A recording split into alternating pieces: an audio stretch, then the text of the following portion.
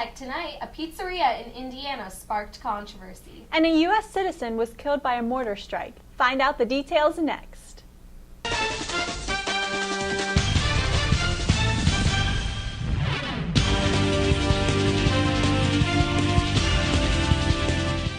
Welcome to Tech Tonight. I'm Carly Gillespie. And I'm Becky Schumar. An online fundraiser has raised more than $840,000 in support of a small-town pizzeria in Indiana that had to close its business for a few days after intense criticism for declining to cater a gay wedding due to the owner's religious beliefs. The criticism sparked after Memories Pizza owner Crystal O'Connor made a comment to local news station about the Religious Freedom Restoration Act. O'Connor said, quote, "If a gay couple came in and wanted us to provide pizzas for their wedding, we would have to say no," end quote. O'Connor stipulates that she founded her, quote, Christian establishment based on small-town ideals and her faith. The large amount of money was raised in just 3 days and was set up after critics began attacking the pizzeria and after one person even threatened to burn down the establishment. On April 2nd, Republican Governor Mike Pence signed the Religious Freedom Restoration Act into law, which prohibits both state and local governments from, quote, burdening a person's ability to exercise their religion. Many critics fear this law gives business owners the right to deny services to gays, lesbians, or other minorities for religious reasons. O'Connor is still standing by her original statement, saying that she would still not cater a gay wedding if asked to. Gas station owner Jamal Alabini was hoping to rescue his pregnant wife and 2-year-old daughter from war-torn Yemen and bring them back to the United States, but he never made it back to his home in Hayward, California. He was killed in a mortar strike last week in the southern Yemeni city of Aden. He is believed to be the first United States citizen to have been killed in the current violence in Yemen. 45-year-old Al-Labini was on his way back from the mosque prayers early April 2nd when he was hit in the back by shrapnel from a mortar shell and died minutes later. Soon after Al-Labini arrived in February, violence quickly escalated in Yemen. After a few weeks, the United States Embassy closed and his concern grew about not being able to evacuate from the deteriorating country. According to his cousin Muhammad Al-Azini, 2 days before he was killed, Al-Labini told his family that the last option was to try to cross the border into Oman and fly to Egypt, but he never made it. On March 31st, Hillel and Ask Big Questions sponsored the Living Library in Newman. Claire Rigney has more on the story. Hi, I'm Claire Rigney from Tech Tonight, reporting from the second floor of Newman Library. Today, Newman Library is hosting Living Library, sponsored by Ask Big Questions. Ask Big Questions believe that we can change the world through better conversation, and to truly understand oneself, you must first understand others. Ask Big Questions partnered with Virginia Tech Hillel, the Campus Jewish Federation, for this Living Library event with the purpose of promoting discussion and listening. Hillel was somebody that really understood communication and working together to create a better place, really having depth and meaningful conversations, and that's what Ask Big Questions is about. Hillel and Ask Big Questions kicked off the Living Library program by doing what they called street teaming, where they went around to different parts of campus and asked people, if you were a book, what would your title be? They then invited some of these living books to tell their stories. We have almost 30 different books today telling their stories, and there is not a single one that is more meaningful or better than the next one. Every single person is dedicating their time here because they really understand the importance of sharing one's story, and everyone got to where they are today in a different way. Students and members of the Blacksburg community acted as books and listeners, some of them spending hours in Newman Library in order to hear everyone's story. Professors that I truly respect and had taken incredible classes from had these insane stories behind them that had made them who they are today, and I would have never known if I hadn't helped to organize this event. I think Ask Big Questions for me revitalized my energy and efforts and reason for being part of Hillel, and I think, seeing it in the library today, it was kind of a reminder of how great it's been. Reporting from Newman Library, I'm Claire Rigney. Back to you. Thank you, Claire. A jail escapee was recaptured and taken back into custody after a unique tattoo gave away the convicted murderer's identity. Illinois authorities had been on the lookout for 23-year-old Cameron Taylor after escaping from Kankakee County's Jerome Combs Detention Center on Wednesday, April 1st. He was then arrested midnight on Friday by Chicago City Police. Police knew Taylor was the man they had been looking for after comparing the tattoo on his neck of the name Gertrude with the one on record. Fingerprints later confirmed that it was indeed Cameron Taylor. Taylor had been on the run since early Wednesday after he jumped a correctional officer at the detention center and then took off with a guard's uniform and SUV. He is currently being held in Chicago on weapons charges, and it is unknown when Taylor will likely return to Kankakee County. According to Kankakee County Sheriff Tim Perkowski, upon Taylor's return, he will most likely face an attempted murder charge for his attack of the jail guard, who was severely beaten and almost choked to death. The assaulted officer is still recovering in an Illinois hospital. On March 31st, the German Culture Club sponsored an Easter egg dyeing event. Caroline Fuhrer was there for the story. Thank you, Caroline. A Delaware family remains in critical condition after being exposed to pesticide poisoning while on a Caribbean vacation in the U.S. Virgin Islands late March. Scott Essman, his wife Dr. Teresa Devine, and their 2 sons may have been exposed to the poison methyl bromide while staying at the Serenasue Resort on the island of St. John. The day the family arrived at the resort condo, the complex below theirs had been sprayed with methyl bromide to, quote, deal with an indoor bug problem. That same day on March 19th, the family began showing, quote, adverse health effects, said Judith Enck, the administrator for the Environmental Protection Agency's Region 2 office. That first night, both sons had seizures and had to be hospitalized on the neighboring island of St. Thomas, only to be later airlifted back to the States to a Philadelphia hospital. Meanwhile, the parents were airlifted to a Delaware hospital. Methyl bromide has been proven to have both short and long-term health effects, from severe lung injuries to neurological impairment. In 1984, the poison was banned for indoor use by the EPA. Devine is no longer in critical condition, while Essman and their 2 sons remain in very critical condition. The EPA has officially launched into a comprehensive investigation to determine whether or not this was an illegal application of methyl bromide. The search for missing Ohio 2-year-old Leroy J. Toppins came to a sad end on Saturday, April 4th, when the body of the little boy was found. The body was found in a pond which was approximately 400 feet from the boy's home, 3 feet out from shore. We believe the child wandered away, got too close to the water, and fell in, said Fayette County Sheriff Vernon Stanforth. No foul play is suspected in the case, and there is no indication of neglect. Parents of the child told authorities that the boy had been playing outside with his siblings near their house when he disappeared. Family members were in close proximity to the children playing in a nearby barn when the incident happened. Over 100 volunteers came out to help search for the child. Stanford made a statement Saturday detailing that the family had no comment to share except for the gratitude they had in those who helped search for their child, and to thank the community for its support. The annual Take Back the Night rally in March was held March 26th. Samantha Smith has more on the story. Hi, I'm Samantha Smith, reporting from Squires Hall with Tech Tonight.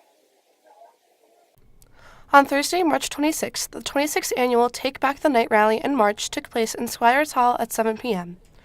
The march's purpose was to raise awareness for gender-based violence as well as provide support for victims. The event was sponsored by Women's Space, and many other student organizations showed their support, such as Hokie Pride, Sigma Psi Zeta, and the Student Government Association. Before the march, people gathered for a rally where there were musical performances from the a cappella group Mixed Emotions, as well as other musicians from the greater Blacksburg community. There were also a large number of students that shared their stories or the stories of friends who have been impacted by gender-based violence.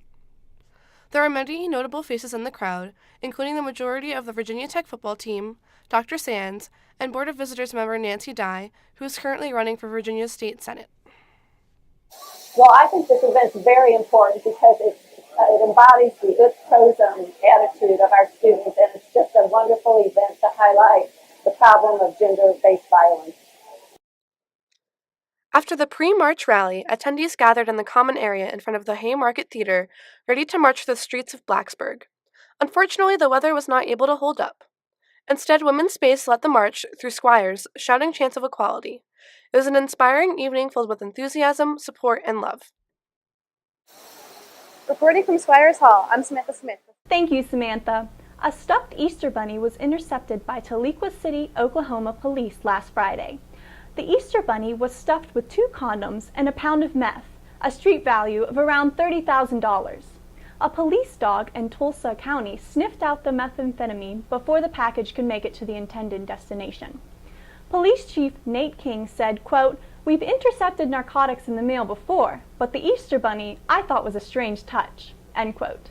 Police hopped into the case when they learned that the bunny was in a package that was intended for Carolyn Ross in Tahlequah. A police officer posted as a delivery man and went to Ross's home to deliver the package.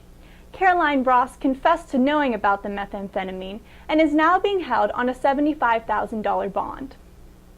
A Delaware family remains in critical condition after being exposed to pesticide poisoning while on a Caribbean vacation in the U.S. Virgin Islands late March. Scott Essman, his wife Dr. Teresa Devine, and their 2 sons may have been exposed to the poison methyl bromide while staying at the Serenasu Resort on the island of St. John. The day the family arrived at the resort condo, the complex below theirs had been sprayed with methyl bromide to, quote, deal with an indoor bug problem. That same day on March 19th, the family began showing, quote, adverse health effects, said Judith Enck, the administrator for the Environmental Protection Agency's Region 2 office. That first night, both sons had seizures and had to be hospitalized on the neighboring island of St. Thomas, only to be later airlifted back to the States to a Philadelphia hospital. Meanwhile, the parents were airlifted to a Delaware hospital. Methyl bromide has been proven to have both short and long-term health effects, from severe lung injuries to neurological impairment. In 1984, the poison was banned for indoor use by the EPA.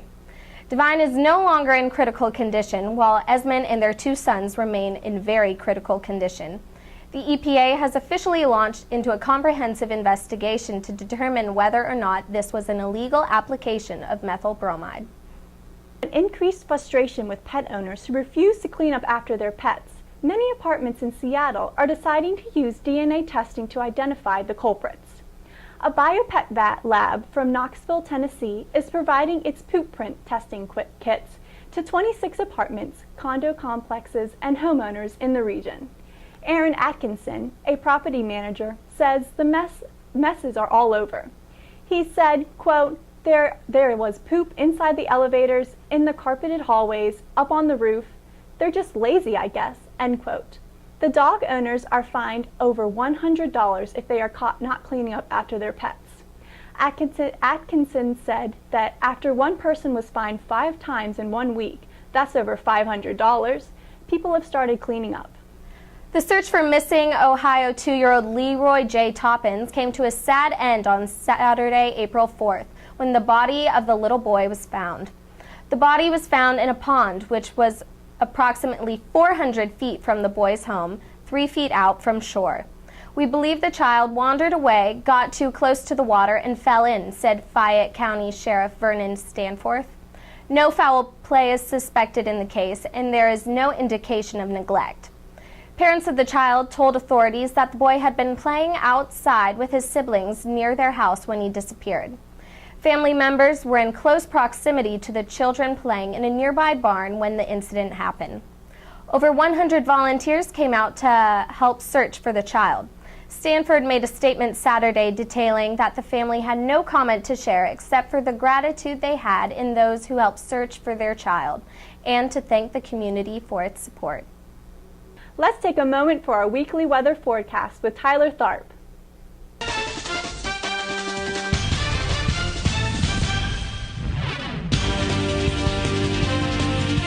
Good evening, I'm Tyler Tharp with your weekly weather forecast.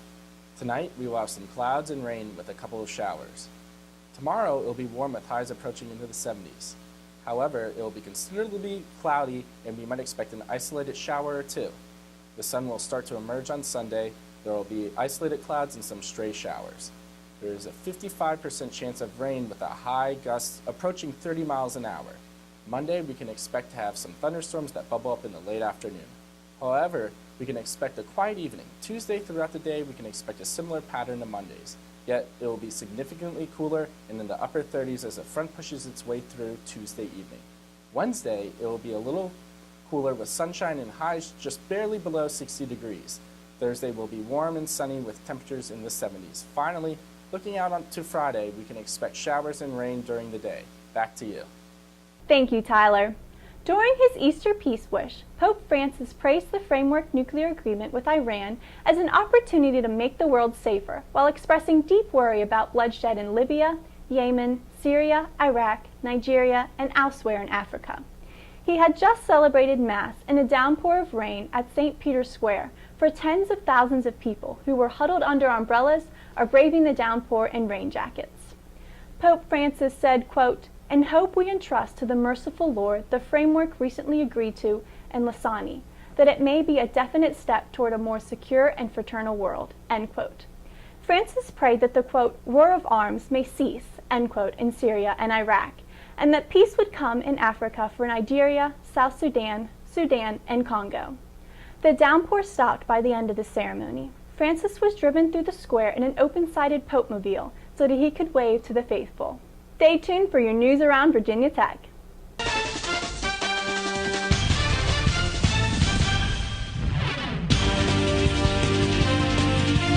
Hi, I'm Rachel Thompson. And I'm Melissa Cisneros with your news around Virginia Tech. The Virginia Tech College of Engineering has been judging hockey helmets according to their ability of preventing concussions. The college created a 5-star rating system to test 32 helmets. The ratings are similar to the ones for Virginia Tech's football helmets, with 5 being best available and 0 being not recommended. This STAR evaluation system, short for Summation of Tests for the Analysis of Risk, is exclusive to hockey helmets. According to the test results report, the highest rated hockey helmet is the Warrior Crown 360 with 3 stars. 9 helmets received 0 stars, 16 got 1 star, and 6 helmets got 2. Stefan Duma, the co-director of the hockey helmet team, says, quote, "Our focus is to improve the safety of the sport, and we have spent a great deal of time developing the methods and relaying these to the manufacturers so that they can optimize their designs," end quote. The final ratings were published in the April 2015 issue of Springer Journal Annals of Biomedical Engineering. On Wednesday, April 8th, a diversity alumni panel was sponsored by the College of Liberal Arts and Human Sciences and Career Services. It featured 3 Virginia Tech alumni who graduated from the CLHS College and came back to talk about ensuring success to students after graduating. The alumnus were Chris Balvis, who is the co-director of the documentary film Olancho, Jeanette Green, who is the Washington Redskins photographer, Monica Kimbrell, who is Virginia Tech's own Director of Student Recruitment and Career Development. This was a great experience for students to ask questions to successful undergraduates and receive answers on tips and advice on what to do after graduation. Best of all, students were able to network with them one-on-one after the panel session was over that was accompanied by snacks and refreshments. New changes are coming to Drillfield Drive. Last week, plans were approved to convert the part of the Drillfield Drive near the pylons into a 2-way road. Sherwood Wilson, the vice president for the administration, says, quote, "We expect this project to make it safer for pedestrians and bicyclists along Drillfield Drive and improve the flow of traffic through the area," end quote. The project is scheduled to occur during the summer, completing by the start of the fall 2015 semester. There will be detours during construction. The project will require the permanent sacrifice of 9 parking spaces. Another project taking place this summer is repairs to the outside of Torgerson Bridge. Vehicles will not be allowed to pass underneath, but pedestrians will still be able to. This project will also be completed by the start of the fall semester. You can find more detailed information about the detours on Virginia Tech News. Lion Link is an organization that promotes Lion American culture. On April 17th, they will be hosting a culture show. The culture show will take place in the GLC Auditorium and will begin at 7 p.m. The culture show will have headline comedian Gina Brillon, who has been a Latina stand-up comedian since she was 17 years old. She has been featured in the Fluffy movie, made appearances in Comedy Central's Live at Gotham, in East Chelsea lately. In 2012, she won the Latina winner of NBC's 2012 Stand Up for Diversity Showcase. Apart from her headline, the culture show will also have different dance performances such as salsa put on by Salsa Tech, merengue, bachata, and reggaeton. There's also going to be a stroll by a multicultural sorority, SIA. Lastly, there will be a fashion show showcasing some traditional and modern Latin American wear. Will you guys be coming out to the culture show? Admission is free. Virginia Tech's 14th president passed away March 29th at the age of 83. Paul Torgerson served as president from 1994 to 2000. A memorial service was held for him earlier this week. Charles W. Steger, Virginia Tech's 15th president and vice president under Torgerson, says, quote, "He was a hard-working, charismatic leader who came to be admired by everyone who knew him," end quote. Under Torgerson's leadership, fundraising for Virginia Tech increased dramatically, leading to $337 million raised in the campaign for Virginia Tech, making a world of difference. Diversity also increased under Torgerson's reign. The university hired several women to take prominent leadership positions, and multicultural affairs gained the first black vice president ever. Every year, the football team awards the Paul E. Torgerson Award to someone who proved to be committed, hardworking, and motivated. Head football coach Frank Beamer says, quote, "He was a tremendous leader," end quote. He will be missed.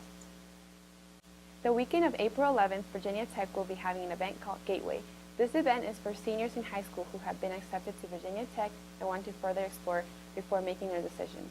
This program is triggered for students who are underrepresented backgrounds. Gateway is a day event where the senior students get to do social activities to learn more about life as a student in Virginia Tech, academic, and social life. The participants are grouped together with a current Virginia Tech student that lives on campus and stays the night with him or her. This way, the student at Virginia Tech can show what it is like living as a student here. Some of the events planned for the day is to meet the president of the school in the President's Skybox in Lane Stadium. There, they will meet senior administrator who answer the senior questions about the school. For the evening, break zone will be open, a gateway party, and a movie screening will be going on for the hosts and senior students to enjoy. This event is great to show senior students what Virginia Tech is really like so they can make the decision to come here for their college career. The Virginia Tech Peace Corps recruiter sat down with VT News to discuss the Peace Corps and her experience. Rachel Kennedy is also a graduate student at Virginia Tech, pursuing a doctorate in the Department of Agricultural Leadership and Community Education. She talked about her experience serving in Uzbekistan, saying, quote, "One of the strategies I used was to commit to learning 5 new words a day, how to read them, write them, and speak them like a local," end quote. Kennedy asks Hokies to think about what it could be like to travel to a foreign country and volunteer for 2 years. However, it's important to determine whether or not the experience would be a good fit. Kennedy says, quote, "The Peace Corps is not about taking an extended vacation or a visit to an exotic land. It's about truly living in a culture that is different from ours," end quote. Kennedy brings years of experience and passion to her job as a recruiter. She was also recently recognized as a Citizen Scholar by the Virginia Tech Graduate School. On April 18, there will be a special concert in support of SAFE, which is also known as Supporting Autism-Friendly Events. The concert will also be supporting the Virginia Tech Center for Autism Research. The concert will begin at 10:30 in the morning, but doors will open 30 minutes before. The concert will feature a performance by the School of Performing Arts at the Moss Art Center. Best of all, admission is free. Apart from that, the concert will have special performances that include softened acoustics, social cues for the audience during performances, low lights, a petting zoo, and a quiet, low sensory spaces are available as well. So go and support SAFE in the Virginia Tech Center by bringing younger siblings or for a relaxing acoustic morning. Stay tuned for your entertainment news.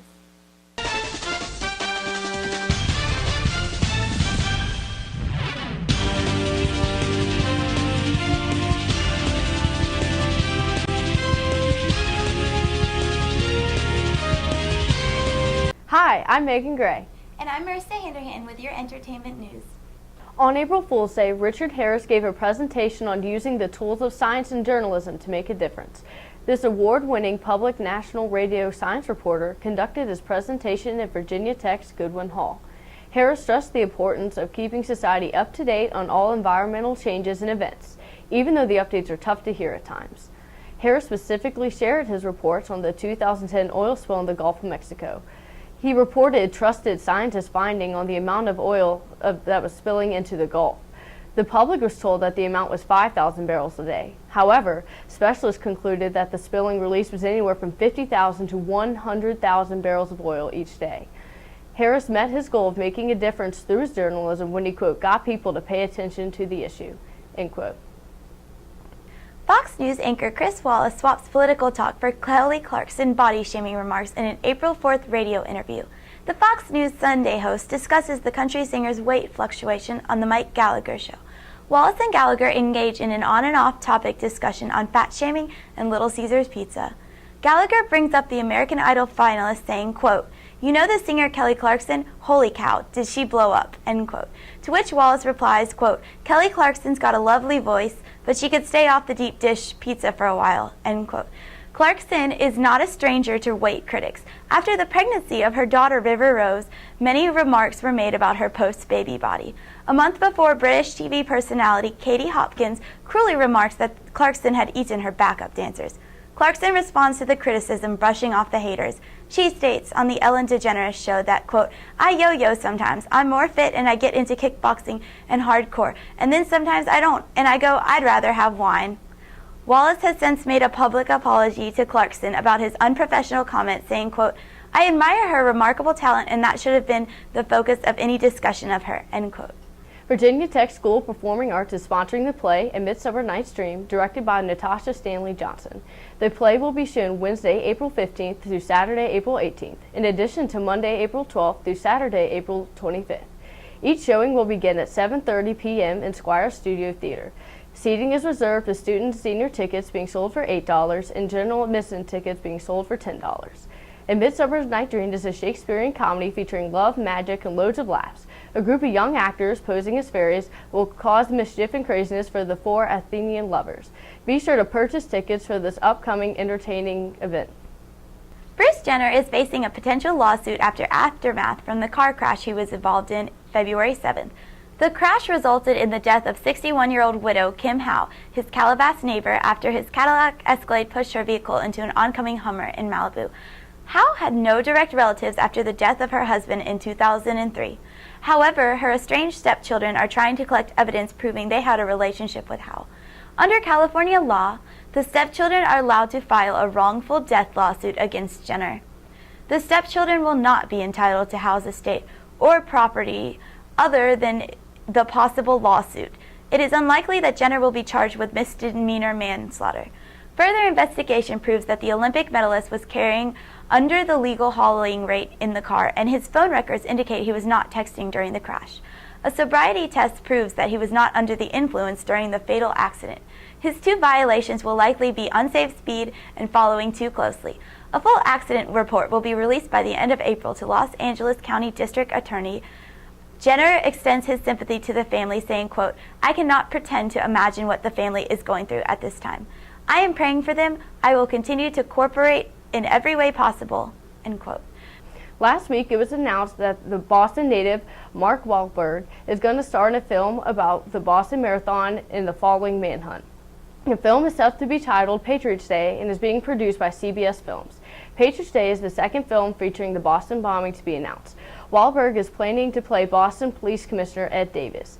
Even though Davis retired after the attack in 2013, the film is going to be told from his point of view. Wahlberg is the producer of the film as well as an actor in it. In the film, CBS will include material from its news program 60 Minutes. This Sunday, April 18th, Pita Vera will be hosting its first Hafla featuring Virginia Tech's Middle Eastern Dance Association, Hill and Vale. Hafla in Arabic is student dance performance. Those interested in experiencing a bit of Middle Eastern culture can come downtown to watch belly dancing while enjoying a delicious Mediterranean meal. The tickets for entry are only $5 and can be bought by any Hill and Vale officer. Additionally, a minimum $10 food and beverage purchase is encouraged. Doors to the show will open at 6 p.m. and the performance will begin at 7 p.m. After the show, there will be an open dance floor for patrons to show off their own moves. Pita Vera suggests ordering tickets and making reservations ahead of time because the performance is likely to sell out. Hill and Vale is a student-run belly dancing organization that strives to promote Middle Eastern culture and dance. Students and non-students interested in learning more about Hill and Vale or the arts of belly dancing can attend free beginner classes that are held every Wednesday at 8 p.m. in War Memorial Gym in the Multi-Purpose Room A. Disney has announced that they're planning on a live-action take on the 1998 classic Mulan. In case you need a refresher, Mulan challenged traditional gender roles when a young girl took her father's place in the Chinese army, posing as a male. Elizabeth Martin and Joran Heinrich are members of the writing team due to their knowledge on the female warrior Hua Mulan. Hua Mulan was the actual Chinese legend Disney's animated film was based off of. Chris Bender and J.C. Spink are producers for the new remake. The original film earned $304.3 million worldwide. We will have to stay tuned for how the live-action take will compare. Sweet tooths and chocolate lovers of all ages rejoice. The annual Blacksburg Chocolate Festival will be held Saturday, April 18th from 11 a.m. to 6 p.m. in downtown Blacksburg. The Blacksburg Rotary Club is hosting its yearly festival with a variety of sweet-themed activities for the community. Tickets for the individual events can be purchased online at their website, rotarychocolate.weebly.com. The festival will begin with the chocolate-themed games for children and teens at the Blacksburg Library, followed by a chocolate trivia quiz for all ages. Participants have the chance to win a chocolate basket. Downtown will also have a plethora of bands playing in celebration of the event, including Blacksburg Community's Strings and the Sauerkraut Band, to name a few. There will also be a chocolate, beer, and wine festival, demonstrations from chefs on wine and chocolate pairings, and a bake-off. Check out their website for a full list of events and a thorough schedule. The annual festival benefits Blacksburg's Rotary Club branch. The Rotary Club is a global network of volunteers that connects with other dedicated members to promote humanitarian work and peace around the world. Stay tuned for your sports and news.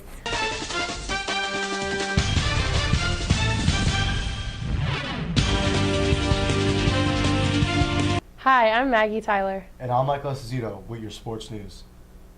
Andrew Harrison, a Kentucky basketball player, apologized earlier this week for a racial slur directed at Wisconsin's Frank Kaminsky in a post-game press conference on Saturday, April 4th.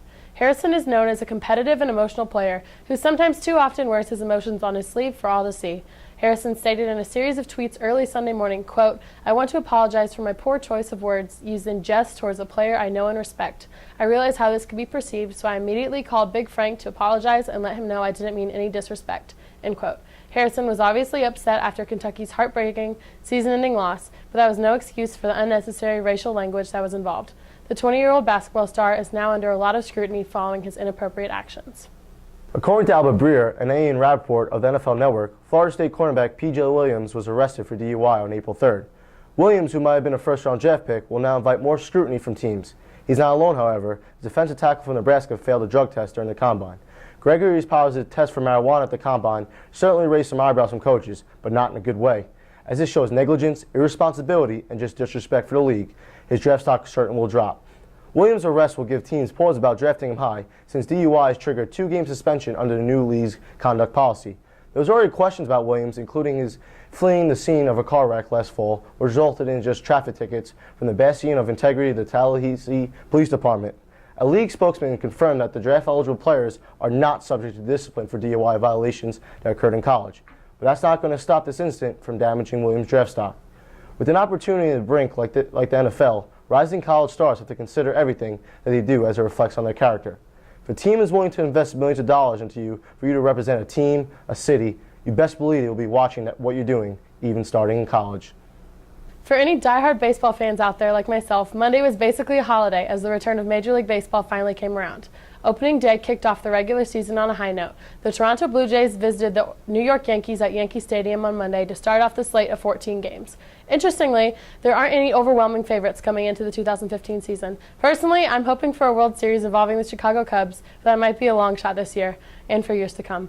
Some teams to keep on the lookout include the Orioles, the Nationals, and the reigning World Series champions, the San Francisco Giants.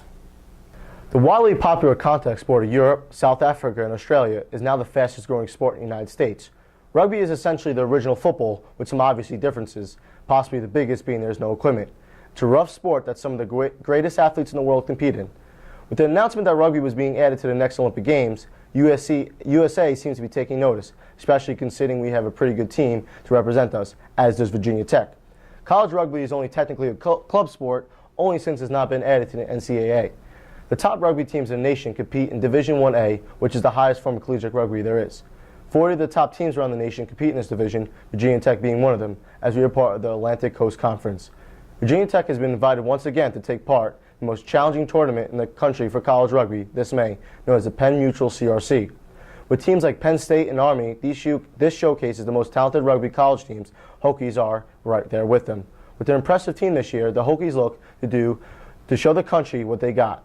Tickets can be purchased through the CRC Penn Mutual website, which is a 2-day pass from May 30th to May 31st. Also, feel free to ask any players on campus, like myself included, for more details. Duke claimed their 5th national title on Monday, April 6th, defeating a tough Wisconsin team 68-63. Duke was led by a handful of freshmen this season. Tyus Jones and Grayson Allen were a couple of the Blue Devils guards, as well as Jaleel Okafor, who was named the National Freshman of the Year. Coach K cut down his 5th national title net and moved him ahead of Adolph Rupp into 2nd place amongst Division I men's coaches. It is also Duke's 5th national championship in program history, tying them with Indiana and North Carolina for 3rd most in NCAA championships. This game wrapped up a crazy tournament and overall wonderful college basketball season. There's a decent argument to be made that the best moments of sports comes when perfection is denied in the ultimate moment. Kentucky wore the perfect label confidently all season despite some close calls versus Notre Dame in their Elite Eight and a handful of SEC opponents earlier this season. It seemed cutting down the nets this Monday was their destiny. But that was never a best-of-7 series. That's why it's completely feasible to believe an unblemished team chasing history could fall.